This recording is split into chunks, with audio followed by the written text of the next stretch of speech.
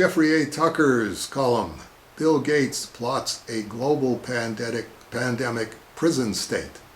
March 30th, the Epoch Times.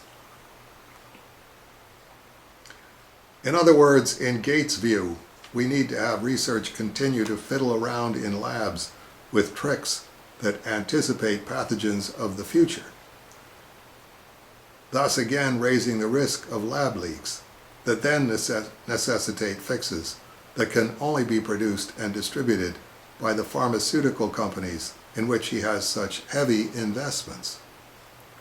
As a result, we have this hellish loop in play: gain-of-function research to anticipate the next pathogen by creating it, and thus risking a lab leak that releases the pathogen that then has to be fixed by the vaccines themselves.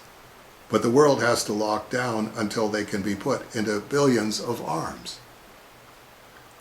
And keep in mind that Gates isn't just another bloke writing an op-ed. He is the de facto owner of the World Health Organization himself. So his push for a permanent pandemic bureaucracy carries a lot of weight. His dream bureaucracy would never override national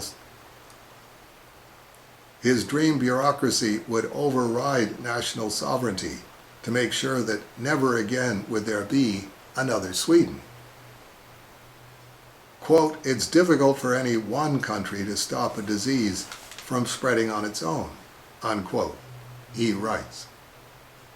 Quote, "Many of the most meaningful actions require coordination from the highest levels of government," unquote.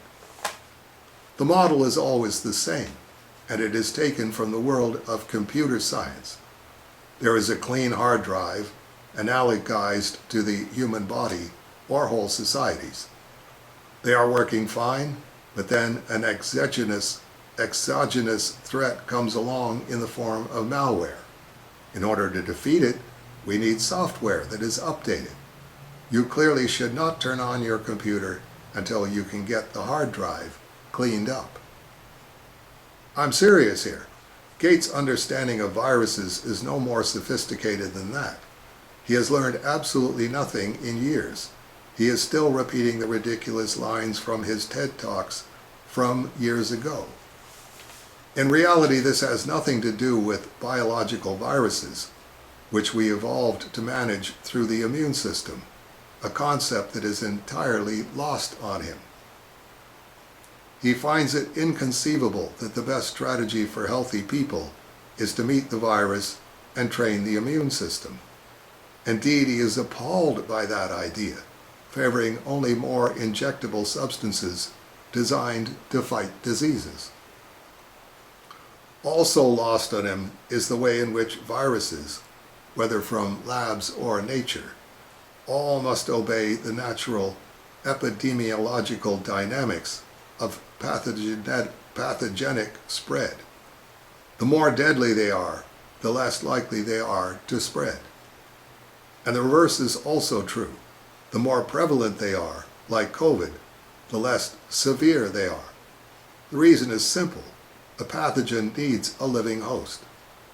Yes, there are other variables such as latency, which is how long the virus lives in the host before debilitating symptoms appear.